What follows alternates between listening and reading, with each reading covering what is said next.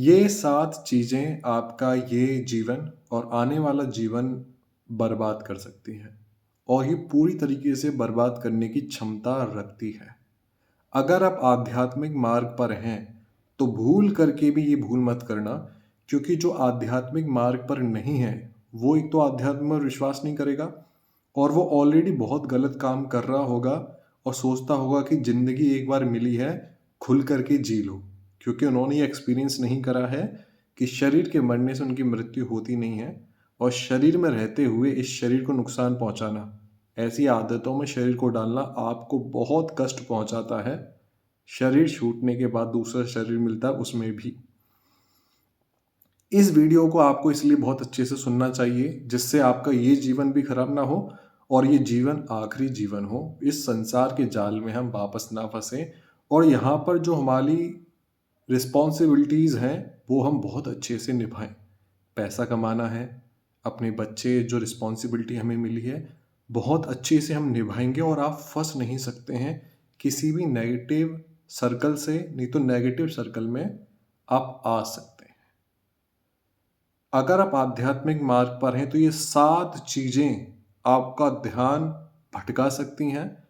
अक्सर कहा जाता है कि जिसके प्रति आपका भाव है, वो आराध्य, वो इष्ट, वो ईश्वर खुद ये ऑब्स्टिकल डालते हैं। पर बहुत जगह मैं ये नहीं मानता कि वो डालते होंगे।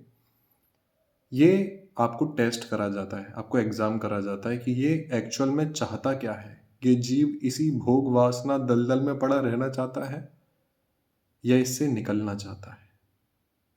ये उसी कीड़े के तरीके से है कि खुद के ही शरीर को काट रहा है, फिर उससे खून निकल रहा है और उस खून को चाटते वक़्त इसे मज़ा आ रहा है और इसे इतनी समझ नहीं आ रही, ये खून इसी के ही जख्म से आ रहा है, जो जख्म ये खुद अपने शरीर को दे रहा है। अगर आप इंसान हैं और आपके शरीर की कोई भी उम्र है, आप इस लाइफ़ में कुछ भी अचीव करना चाहते हैं, तो भी आपको ये समझना चाहिए। अगर आप कोई साधना कर रहे हैं, आप कोई आध्यात्मिक मार्ग पर हैं, कोई भी रिचुअल करते हैं, तो ये चीज़ों से आपको बचना पड़ेगा और वो आपको समझ में आनी पड़ेगी। सबसे पहली चीज़ है शरीर। ये जो शरीर देख रहे हैं हम, ये शरीर। अगर आप कोई भी साधना करने बैठे, कोई भी नाम जप, कोई भी तप, कोई भी साधना करने बैठे, आपने अपना आसन लगाया, तो बहुत बार आसन लगाते वक़्त किसी का एकदम फ़ोन आ जाएगा। एकदम कोई ऐसा हर्डल आएगा जिससे आप आसन से उठ जाओ और फिर आप भाग कर के उस इंसान को सुना दोगे, जबकि आपको वहाँ पर टेस्ट किया गया कि ये साधना करने बैठा है, इसका हिम्मत कितनी है, कितना जज़्बा लेकर के ये संसार में साधना करने बैठा है। तो आस-पास जो भी एनर्जीज़ होती हैं, वो भी आपको अफ़ेक्ट करती हैं कि ये साधना ना करें। वो एनर्जीज़ बहुत अच्छा करती हैं। अगर वो ना करें तो फिर आप बहुत वीक पड़ जाओगे। आपके मार्ग में आने वाली और कठिनाइयों से पीछे हट जाओगे। तो 7 में से सबसे पहला हर्डल है शरीर। जैसे ही आप कोई साधना करने बैठेंगे, आपके शरीर में कोई रोग हो सकता है, टेम्परेरी बीमारी हो सकती है, हो सकता है आपका शरीर में एकदम बुखार आ जाए, आपकी तबीयत खराब हो जाए और आप इतनी छुई-मुई बन के बैठ जाएँ कि अरे मेरी तबीयत खराब है, अब ये मैं चीज़ कंटिन्यू नहीं करूँगा। बहुत से लोग पहले ही सीढ़ी से उतर जाते हैं, वो है शरीर। ये आध्यात्म मार्ग है, भक्ति मार्ग है, इस पे हिम्मत रखनी पड़ती है, क्योंकि हम आने वाले हर एनर्जी से प्रोटेक्ट करते हैं खुद को। क्योंकि इसमें आराध्य को हम साक्षी मानकर अपने आध्यात्मिक मार्ग पर बैठालते हैं कि आप हमारे संग चलना। तो बहुत से रेस में से पहले ही गिर जाते हैं, वो है शरीर बाधा। शरीर में कोई रोग होगा, शरीर में कोई तकलीफ हो जाएगी और वो इतना छुई-मुई बन के बैठ जाएगा कि अब यार, अब मुझसे साधना-वाधना नहीं हो रही और वो साधना को छोड़ देता है। दूसरा होता है मान। ये जो मन है, इसमें दिक्कत आ जाएगी। क्योंकि शरीर की दिक्कत के बाद जो शरीर की दिक्कत को पार करके भी उसने अपनी कंटिन्यू साधना करी, अपने आध्यात्म मार्ग पर चलता रहा, तो फिर आता है मन। आपकी मेंटल हेल्थ अफेक्ट हो जाएगी। आपको बहुत ज़्यादा विचार आ जाना, एकदम शरीर में, मन में इतना पेन होना, अलग-अलग, मतलब mental health, anxiety, depression disorder, ये सब होना शुरू हो जाएँगे। इनको भी नज़रअंदाज करते हैं, क्योंकि इससे दूसरी सीढ़ी पे आधी रेस खाली हो जाती है। ये एक कॉम्पिटिटिव एग्ज़ाम की तरीके से है कि फिर मेंटल हेल्थ ख़राब हो गई तो किसी ने एग्ज़ाम छोड़ दिया कि मेरे से नहीं हो रही, छोड़ के बैठ गए। ऐसे ही आप छोड़ के बैठ गए दूसरी सीढ़ी पे, जब आपके मन में आपको लगा कि मेंटल हेल्थ ख़राब है। क्या आपको लगता है कि जो आराध्य सृष्टि के रचयिता आप मानते हैं, आपका कोई भी धर्म है, आपका कोई भी समुदाय है, आप किसी भी नाम से उस दुनिया बनाने वाले को मानते हो, क्या आपको लगता है वो इतना अक्षम है कि उसमें क्षमता नहीं है कि वो आपको बचाए या फिर आपको शक्ति प्रदान करे? वो क्यों नहीं कर रहा है?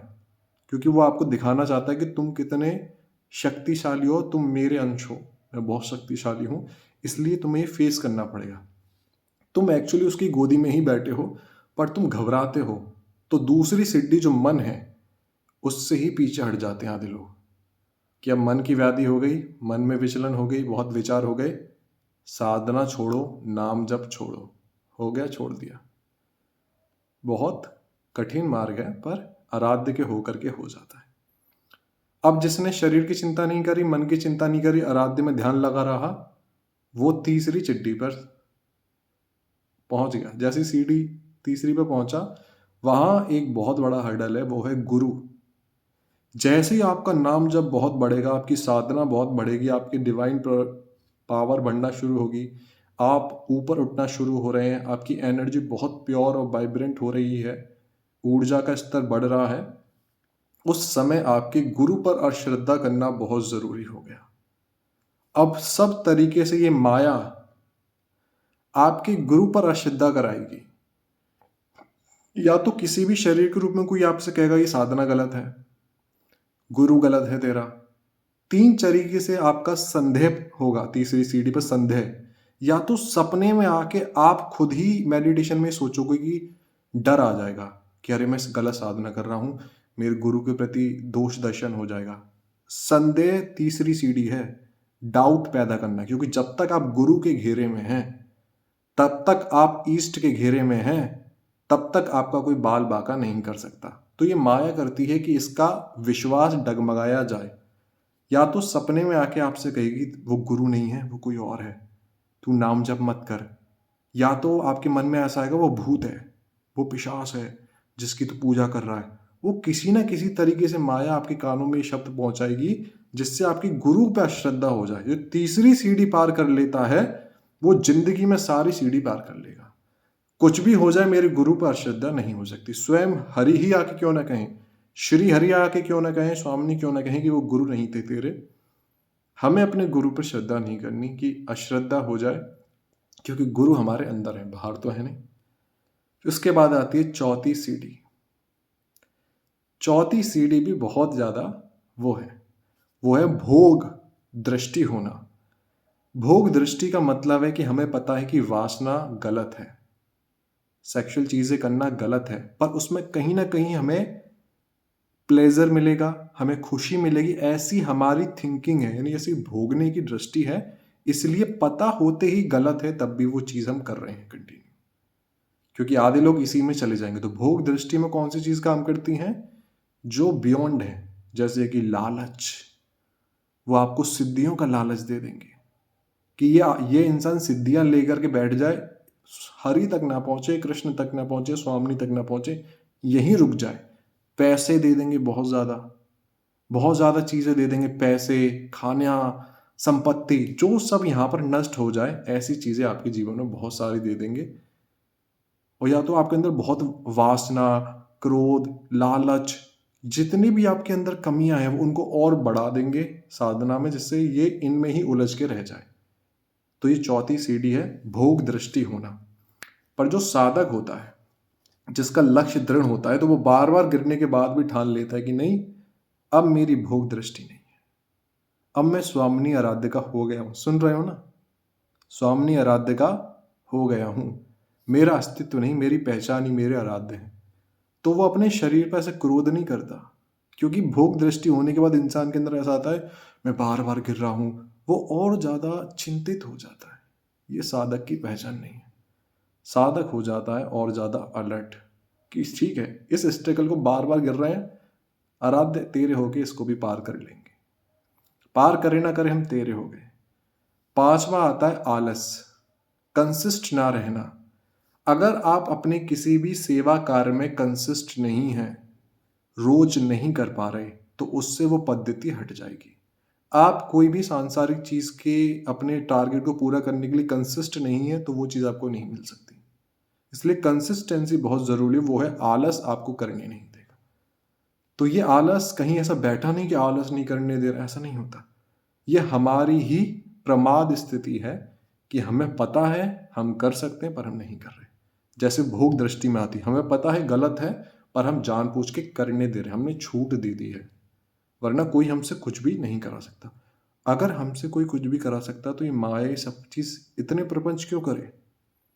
वो प्रपंच इसलिए कर रही है कि जब एक साधक डंके की चोट पर साधना करने बैठता है तो पूरी सृष्टि भी आ जाए तो भी उसे हिला नहीं सकती, क्योंकि वो आराध्य का होके हर सेकंड आराध्य का चिंतन में रहता है, रजिस्ट्री कर देता है। 6वां आता है,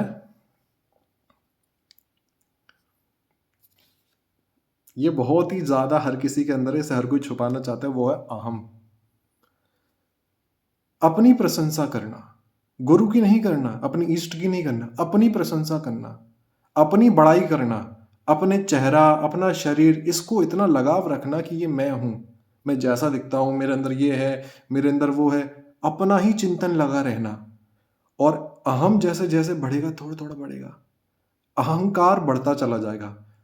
वो चाहता है समाज में वैलिडेशन चाहता है, कि समाज के लोग हैं जो हमेशा उसके सामने नहीं रहेंगे, उनसे वैलिडेशन चाहता है, उनमें ख्याति चाहता है कि इनमें मेरी प्रशंसा बढ़े, मेरा इनमें मेरे को फेमस मिले, इनसे मेरे को वो मिले कि ये मेरी प्रशंसा करते रहे, मेरी ताली बजाए, मेरे पैर छुए। ऐसा वो चाहता है। वो चाहेगा कि वो दिखाएगा कि मेरे को ईश्वर के दर्शन हो गए, ईश्वर मेरे हाथ से खाते हैं, ईश्वर मेरे मुंह से खाते हैं, मैं ईश्वर, ऐसा दिखाएगा वो। और ये बहुत बड़ी गलत चीज है। अहम जैसा जैसा बढ़ेगा आपके आराध्य आपसे दूर हो जाएंगे। अहम बढ़ेगा, अब वो दोष दृष्टि करेगा, अपने गुरु में दोष दृष्टि करना करेगा, अपने मार्ग पर जिन गुरु संत जनों की धूल चरण कृपा से उसको ये मार्ग मिला है, उनमें दोष दृष्टि करेगा। अरे नहीं, तो ये तो मेरी है, ये तो मेरा बल था, मैं आगे यहाँ पहुंच के मैं निकल गया, मैं निकल गया, मुझे ध्यान में दर्शन हुए।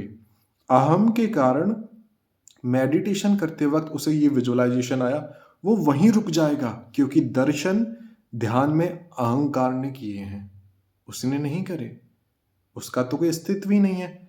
जो अस्तित्व क्षण भंगुर है, ये जो शरीर क्षण भंगुर है, उसके होते हुए भी वो हमेशा अपना अस्तित्व चाहता है संसार में, इसलिए उसे छुपाता है अंदर ही अंदर। इससे वो अपनी स्थिति प्राप्त नहीं कर पाता, अपने आराध्य से दूर होता जाता है। याद रखना। तो अहम बढ़ेगा तो वो और आराध्य के अंशों में दोष दृष्टि करेगा। मेरे पास पैसा, गाड़ी, मेरे अच्छे कपड़े, दूसरों में दोष दृष्टि करेगा। इससे उसके और बुरे कर्म होते जाते हैं। क्योंकि जब हम किसी गरीब को देखते हैं, कहते हैं मेरे पास ये है, आपको शायद नहीं पता कि वो अपने कौन से कर्मों के स्टेज पर है। वो सबसे अपने डिवाइन स्टेज पर है, कि उसके सारे कर्म ऐसे हैं कि उसको ऐसा लगता है कि मेरा कोई है नहीं, मेरे पास ना पैसा है, ना गाड़ी है, मैं औरों से, वो अपने आप को सबसे तुच्छ और छोटा समझता है। समझ के देखो, अपने आप को सबसे छोटा समझता है, वो पहुंच गया आराध्य के पास बिना किसी साधना के। और आपका अहंकार बढ़ रहा है इस पैसे, कार, इन सब की चीजों से, मैं ये हूं, जबकि ये क्षण भंगुर है। किसे छोड़ रहे हो? आराध्य को इन सब चीजों की वजह से अहंकार बढ़ा रहे हो। मेरे को दर्शन हो गए, मुझसे बहुत प्यार आए, अरे प्यार करते हैं, इसे छुपाओ अंदर। कभी भी ये आराध्य, अगर आप सिर्फ आराध्य के हो तो आप किसको बताना चाहते हो कि मुझे आज ये दर्शन हुए? गुरु को बता रहे हो, समझ में आ रहा है, जो आपको गाइड कर रहा है समझ में आ रहा है। आप हर किसी को बता रहे हो और आपके अंदर मीठा मीठा अहंकार आ जाएगा। फिर कहेंगे हे, ये कितने घटिया लोग हैं, मैं तो नाम जप करता हूँ। फिर आप उनसे अच्छे से बर्ताव नहीं करोगे। किससे नहीं कर रहे अच्छा बर्ताव? अपने ईष्ट से नहीं कर रहे। फिर आ जाता है सबसे लास्ट स्टेज, कि वो जो डिवाइनिटी है उसको होल्ड नहीं कर पाते। Failed to achieve the state of divine mother. इसे भूलो मत, याद रखो।